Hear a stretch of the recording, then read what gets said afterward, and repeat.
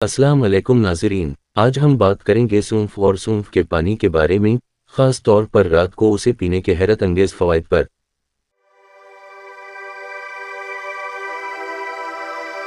सौंफ एक आम कुदरती पौधा है जो ज़्यादातर घरों में इस्तेमाल होता है, लेकिन क्या आप जानते हैं कि ये हमारी सेहत के लिए कितनी फ़ायदेमंद है?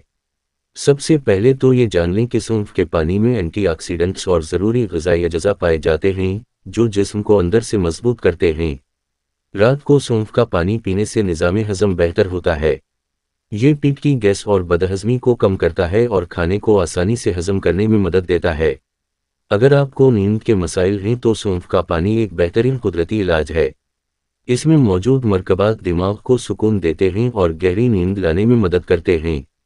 सौंफ का पानी जिस्म से जहरीले मादे खारिज करता है और मेटाबॉलिज्म को तेज़ करता है, जिससे वज़न कम करने में भी मदद मिलती है।